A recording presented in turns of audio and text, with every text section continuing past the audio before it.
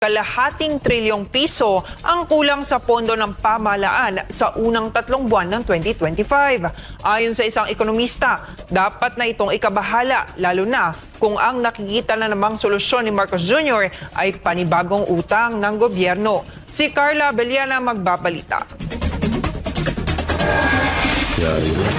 Sa pinakahuling datos ng Bureau of the Treasury, lumobo sa 478.8 billion pesos ang budget deficit ng gobyerno mula January hanggang March 2025. Mas mataas ito ng halos 76% kumpara sa 272.6 billion pesos noong nakaraang taon. Sa unang quarter pa lang ng taon, gumastos na ang Administrasyong Marcos Jr. ng 1.48 trillion pesos. Grabe. Mas mataas ng mahigit 270 billion pesos kaysa sa 1.21 trillion pesos na nagastos noong 2024. Ayon sa Bureau of the Treasury, ito ay katumbas ng 31% ng buong taong disbursement program na 6.18 trillion pesos. Bagamat sinabi ng Bureau of the Treasury na makokontrol ang fiscal deficit sa target na 1.5 trillion pesos ngayong taon. Ayon sa ekonomista na si Dr. Michael Batu, kaduda-duda ito lalo na't baon na sa utang ang gobyerno sa ilalim ng Marcos Jr. administration. Anya, mas mabilis ang paggasta ng gobyerno kaysa sa kinokolektang kita nito na nagdudulot ng patuloy na paglobo ng deficit ng bansa. At paano natin pupondohan yung deficit na yan? It's either mangungutang tayo o magbebenta ang gobyerno na naman ng kanyang mga ari-arian, yung tinatawag nating privatization, Jade. No? So ang concern talaga dito is yung sustainability ng ganitong klaseng pulisiya kasi taon-taon na lang tayong budget deficit. Ayon pa kay Dr. Batu, tila walang katapusan ang pangungutang ng gobyerno at ito'y dulot ng mahinang tax collection at kulang na kita ng bansa. Hindi natatapos-tapos yung pangungutang ng ating gobyerno kasi nga hindi tayo efficient, no? Hindi maayos yung ating pangongolekta ng buwis at hindi rin maayos yung ating pag-generate ng revenue. Kumbaga palaging kulang. Giit ng ekonomista, hindi lang ito simpleng usapin ng kakulangan sa pondo, kundi malinaw na indikasyon ng mas malalim na problema sa sistema ng pamamahala sa ilalim ni Marcos Jr. Kinakailangan matino yung gobyerno. So ibig sabihin ng matinong gobyerno, halimbawa, kailangan puksain ang graft and corruption. Itong nakikita nating sitwasyon ng ating gobyerno sa ngayon, na mas malaki ang inilalago ng paggastos kaysa sa revenue generation, hindi na ako nasurpresa dito pero nakakabahala ito kasi yung kung paano ito pupunan ng ating gobyerno, that remains to be seen kung anong discarding gagawin nila dyan. Habang patuloy ang pagtaas ng fiscal deficit ng bansa, nananawagan si Dr. Batu sa pamahalaan na tutukan ang mga ahensyang bigo sa pagkolekta ng kita at ayusin ang pangkabuang estratehiyang pinansyal ng gobyerno. Grabe to, no? Biruin mo ang nakakatakot dito, na kapag naging presidente si Vice President Sara Duterte, sandamak-mak utang ng Pilipinas, na iniiwan ni Marcos Jr. Hindi, sa totoo lang, biruin mo sa lahat to, kasi may mga hanggang ngayon may mga bulag pa rin na supporter si Marcos. May mga ilan, may mga natitira pa na minaalala ko. Bigla akong natawa. Hindi, kasi kaisipin nyo noong panahon ng pandemya ay gumastos po si Pangulong Duterte ng nasa 4 or umutang nasa 4.4 o ganun. Basta nadihamak sa loob ng 3 taon ho yun na samantalang mas dihamak na malaki, doble kay Marcos Jr. na inutang niya sa loob ng 3 years na wala naman nangyaring pandemya.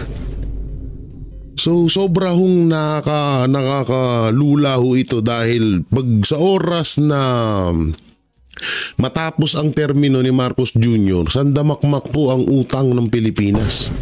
So sa madaling salita, magsisimula na naman tayo sa panibago.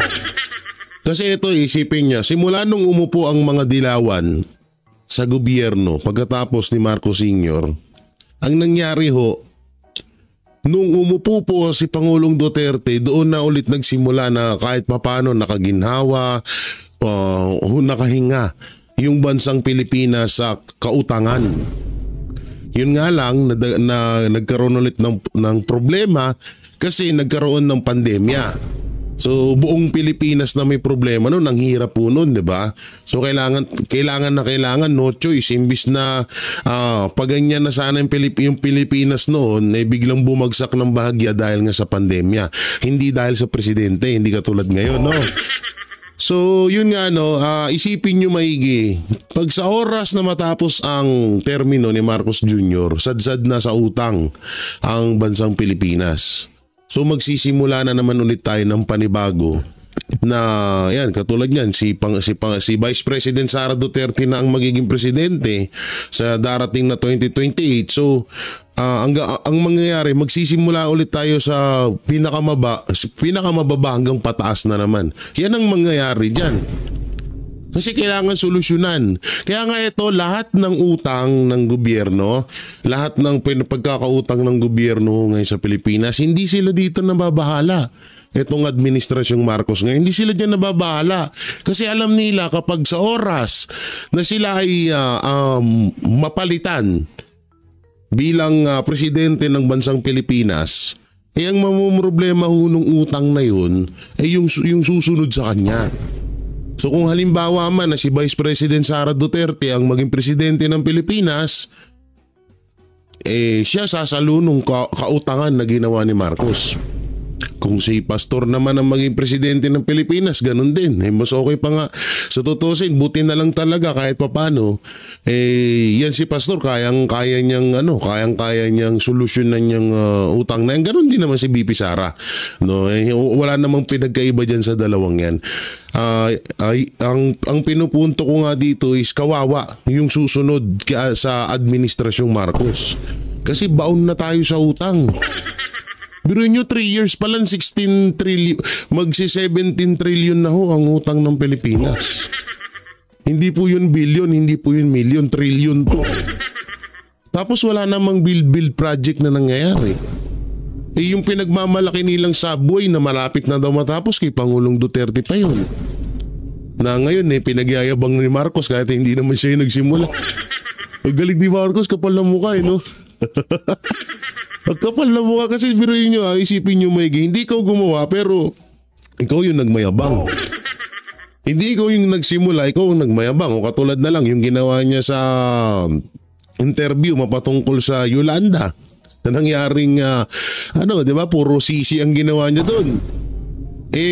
Kung titignan ho natin sa record, nasa 15% na lamang ang kanyang gagawin diyan sa Yolanda sa mga nasalanta ng bagyo sa Tacloban.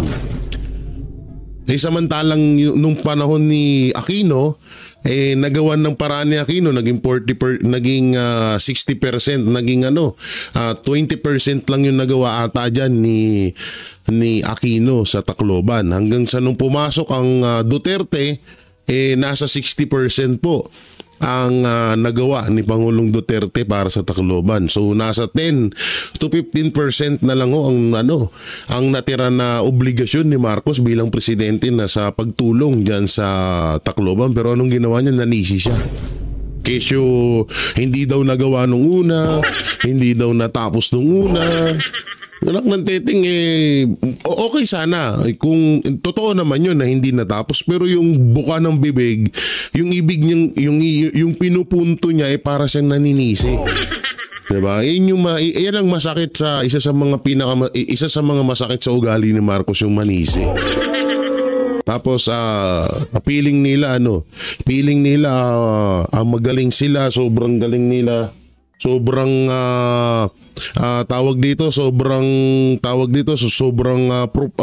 perfect.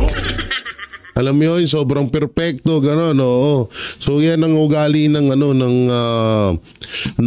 mga Marcos. So dito naman tayo sa isang balita. Nasaan ito? Ay, nakakahiya. Ito. Puno at bunga. Ito, panoorin natin to. Ito, malupit to ha. Puno at bunga, panoorin natin tong itong problema ng illegal na droga sa bansa, mas lumalala pa. Panoorin. Dapat nang isipin na totoo ang alegasyong sangkot sa illegal na droga si Pangulong Ferdinand Marcos Jr. dahil ayaw umano nitong magpa-drug test ayon kay Vice President Sara Duterte. Dagdag pa niya, kapag ang leader ay lulong sa droga, lumalakas ang loob ng mga drogista dahil nawawala ang kanilang respeto sa otoridad. Si Jason Rubrico magbabalita. Sa isang panayam sa Zamboanga City, binigyang diin ni Vice President Sara Duterte ang malalim at mapanirang epekto ng iligal na droga sa ating lipunan, lalo na kung ang mismong pinuno ng bansa ang nasasangkot dito. Ayon sa pangalawang Pangulo, isa ito sa mga ugat ng patuloy na lumalalang krisis sa droga at kriminalidad. Aniya, nawawala ang takot at respeto ng mga mamamayan sa batas at sa mga nasa kapangyarihan. Dahil dito, mas lumalakas ang loob ng masangkot sa krimen at iligal na aktibidad. Kapag ang ulo lulong sa droga, lahat ng kamay at paa, lahat yan magdodroga na rin kasi wala na silang respeto sa authority. Grabe yun, ang lalim no. Kapag ang puno lulong sa droga, ay ganun. Hindi, patotoo naman yun eh. Parang isang puno ng mangga yan ngayon. Explain natin ng maayos. Isang puno ng mangga, yung mangga na yun, ang daming bunga. Hinog ha? Mga hinog na, hindi na hilaw. So lahat yun nabulok. Yung mga bunga na yun. So bakit nabulok? Kasi bulok yung puno. Bulok yung pinakaugat, 'di ba? Pinaka pinagsimulan ng buhay ng puno na yun. O katulad na lang yan, halimbawa. Putang, nagiging anti-clear na ako. Halimbawa lamang po. Si Marcos Jr. po ay isang adik po. So kapag ang isang adik na presidente, Senado at Congress, magiging ano pa ba isipin mo? Magiging wala sa ayos po. Dahil po, adik po ang presidente. Ha? Ganun yun eh. Pwera biro ha. Ganun talaga. Yun yung mahirap eh. Bakit nga ba? Kasi biruin mo, presidente ka, nire-request ng taong bayan na magpa-drug test ka pero hindi mo magawa. So ano isipin nung mga ano? Anong isipin nung mga gumagamit na ipinagbabawal na droga? O katulad niyan, pinupush nyo yung mga driver na magpa-drug test. So paano nyo sila ma-encourage na, or paano nyo sila mapupush na magpa-drug test? Ultimong presidente, hindi nyo mapush na magpa-drug test. Diba? Sa lahat po ito ng mga sumusuporta kay Marcos Jr. Itong sinasabi ko. Yung presidente nga hindi nyo mapush na magpa-drug test Paano pa kaya yung Paano pa kaya yung mga ordinaryong Pilipino?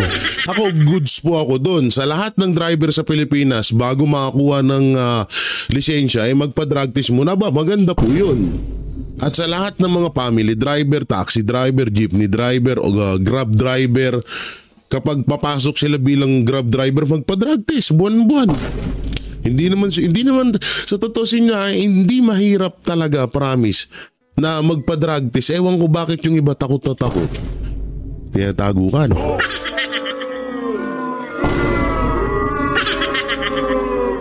Baka kaya ayaw mo magpa-drug test kasi baka mag-positive.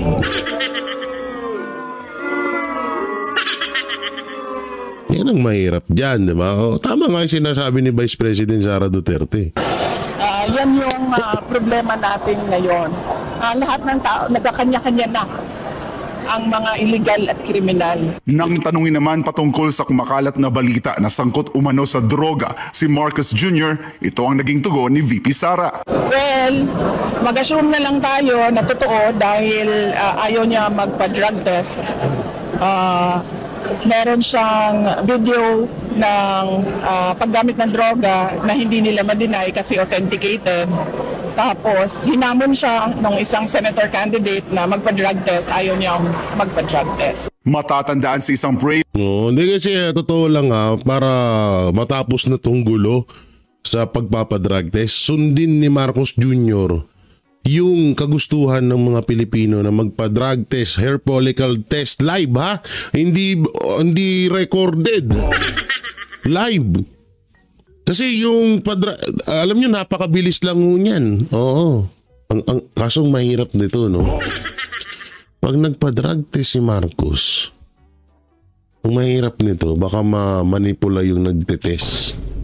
Tapos bandang huli, magni-negative si Marcos kahit positive naman siya. Mahirap din pala, oh. Siguro maganda na lang isipin natin talaga, kagaya ng sinabi ni Vice President Sara Duterte, na adik talaga si Marcos. Sinabi na ni Pangulong Duterte yan. Hindi pa nga tayo nakinig noon. Ngayon, nire-request na sa kanya ng taong bayan, hindi pa rin magawa kasi hindi naman daw yun batayan ng tiwala ng taong bayan ng pagpapadrag test. Paano hindi batayan? So ibig sabihin pala, ang ibig sabihin ni Marcos na hindi batayan ng pagpapadrag test para pagkatiwalaan ng taong bayan. So ibig sabihin, normal lang pala sa'yo mga adik, ganun. Normal lang pala sa'yo ang mga taong gumagamit na ipinagbabawal na droga. Kaya pala. Galing. Ang galing. So yun naman pala yung ibig sabihin ni Marcos. Kaya naman bang galing. Akala ko kung akala ko kung tawag dito talagang love na love mo sila, no? Parang mahal na mahal mo talaga, parang ayaw mo silang magapi. Parang ayaw mo silang mapuksa dito sa Pilipinas. Ang galing mo talaga, Pangulo. Rally sa Davao City noong Enero ng nakaraang taon, diretsahang tinawag ni dating Pangulong Rodrigo Duterte na adik at bangag si Marcos Jr. Sa nasabing pagtitipon, inihayag din ng dating Pangulo na noong siya ay alkalde pa, pinakitaan umano siya ng PIDEA. Yung video na yun, hindi na-edited, yung may pulbos siya rito. Hindi hanggang ngayon, hindi niya pa rin nasasagot yan. Ewan ko ba't hindi niya masagot-sagot. Ebidensyang kabilang si Marcos Jr. sa narcolist nito. Kaugnay ng mga isyong ito, ilang ulit na rin naiuugnay ang Pangulo sa paggamit ng cocaine. Para sa Diyos at sa Pilipinas kumahal, ako si Jason Rubrico, SM9 News. Salamat, Boss Jason. Ano yun? Ba't may mga lumalabas din na kakaibang eksena? Hindi na ata ako naka-premium ngayon, May mga lumalabas na Oo, may mga lumalabas na tawag dito na ads. Oo, ba't kaya ganun? Naubos natin yung premium ko. So, yan na. Andyan na yan. Basta yun. Sabi ni Vice President Sara Duterte, anuhan na lang natin siya na tawag dito na addict talaga siya. Wala, no choice tayo ilang beses na natin na-request, ayaw niyang gawin. Pag tinatawag siya adik, nagalit siya. Saan tayo lulugar? Kasi ito, ang paghamon sa isang presidente, halimbawa, hinamon ka ng isang normal na Pilipino, ordinaryong Pilipino. Inamon ka na, ganito, gawin mo to para patunayan mo na hindi totoo itong balita sa'yo. So gawin mo para tapos ang laban. Ngayon, pag nagawa mo at okay naman na yun ang pinakamasakit na sampal sa mga nagbibintang sa'yo. Hindi yung katulad ng katwiran ni Auntie Claire na kung sino daw yung nagbibintang siya daw gumawa. Putang ina, ano yun? Anong klase yun? Sino yung nagbibintang siya gagawa? Anak ng timang, kalokohan naman natin kung sino ang nagbibintang siya gumawa. Samantalang eto na yung video papatungkol. Hindi pala, mamaya muna to, mamaya. Dito tayo pala. Ito, butang na, magandang bakbakan to ni hindi pala. Ito lang, mali yata yung napindot ko. Oo nga, mali nga. Ito, ang tindi nito. Hindi ko alam kung sumagot na si Auntie Claire dito, Oo, sabi niya, basura. Tinawag siyang basura. Kasi ito lang kasi, sa totoo lang. Ito si Claire Castro, siya yung sumisira sa dignidad ng mga ng mga lawyer. Siya yung nagsimbolo na dalawa sila ni Gadon, hindi lang pala si Auntie Claire. Dalawa sila ni Gadon na sila yung, biro mo si Gadon, 2 beses na disbar. Kaunahan yun sa kasaysayan ng Pilipinas. Ito naman si Claire, naturingan attorney, wala sa pagiging attorney niya ang nakikita natin ngayon. Diba? Hindi porket baka sabihin nyo, hindi kasi Jay, kung maayos naman yung sasabihin niya kay Duterte, sasang-ayon kayo. Talagang sasang-ayon kami. Wala naman kasi talagang sa ayos. Biruin mo ba naman, problema ng Pasig isinisi sa Davao? Halimbawa lang naman po yun Diba? Lagi niya lahat na lang ng problema, lahat ng katanungan sa kanya, sinisisi niya sa mga Duterte. So anong matatawag mo dun, diba? Bobo talaga. Lahat na lang, ultimo ata pagbara ng lababo nila, isisisi sa Duterte. Yung mga kasi, hindi natin masisisi yung sarili natin at ibang mga netizen. Bakit ganun sila kagalit kay Claire Castro? Si Claire Castro din ang gumagawa sa sarili niya mismo para galitin ng mga netizen, galitin ng mga Pilipino kasi nga wala nga sa ayos. O katulad nitong sinabi ni Vice President Sara Duterte, pakinggan natin yan. Basura ang lumalabas sa bibig ni Presidential Communications Office Undersecretary Claire Castro. Yan ang maanghang na pahayag ni Vice President Sara Duterte. Giit ng pangalawang Pangulo, nakakahiya sa buong mundo na ganyan ang klase ng taong nagsasalita para sa tanggapan ng Pangulo. Grabe! Basura ang lumalabas sa bunganga ni Claire Castro. Grabe, no? Hindi talaga. Alam nyo, ngayon ko napagtatanto yung sinasabi dati ni Pangulong Duterte na ibahin nyo si Sara Duterte. Grabe yan. Mas matapang sa akin yan. Dito natin unti-unti na natin na talagang napapatunayan na iba to. Iba to si Vice President Sara Duterte lalo't pag nagalit na. Lalo't pag talagang napuno na. Oo, napuno na yung salok, ika nga nila. Talagang tataob ka. Talagang parang kapag sa oras ng debate, yung tipong hindi ka na makapagsalita. Ito gusto kong mangyari to. Sana mangyari to. No, eto mga kababayan, sa lahat po ng mga kapanood nitong video na to, paki-cut po itong video ko to at i-post nyo po sa Facebook na ako po'y nananawagan na magkaroon ng debate. Etong si Claire Castro tsaka si Vice President VP Sara Duterte, maganda yun. Kasi doon natin mapapatunayan kung sino talaga ang nagsasabi ng totoo. Kung halimbawa man na totoo nga ang sinasabing mga depensa ni Attorney Claire o ni Yusek Claire Castro kay BBM, malalaman natin doon. Siyempre, mga itatanong dyan maraming mga itatanong niya si Vice President Sara Duterte na kailangan sagutin ni Yusek Claire yun. Sana mga kaibigan sana panawagan nyo rin na magkaroon ng debate etong dalawang to, si Vice President Sara Duterte at Claire Castro. Eto naman si Auntie Claire, hindi naman to umuurong. Hindi, balita ko matapang din to. Balita ko matapang to si Auntie Claire, talagang pumapalag daw to sa lahat ng hamon. So Auntie Claire, sana kung talagang matapang ka at talagang gusto mong itayo ang iyong bandera, no? Bandera ng Katanganes, bandera ng bandera mo bilang Yusek, makipagdibahamunin mo ng debate si Vice President Sara Duterte. Maganda yun. Ikakasikat mo pa yun. Di sa susunod, pagdating ng eleksyon ulit, pwede kang tumakbo ng senator. O, diba? Parang naging stepping stone mo si Vice President Sara Duterte para maging politiko. Haba, maganda yung suggestion ko na yun, Madam Claire, ha? Oo, ayos yun, ha? Gawin mo yun. Okay, panoorin natin to. Jason Rubrico sa Balita. Hindi na napigilan pa ni Vice President Sara Duterte na muling banatan si Presidential Communications Office Undersecretary Claire Castro sa harap ng sunod-sunod itong patutsada.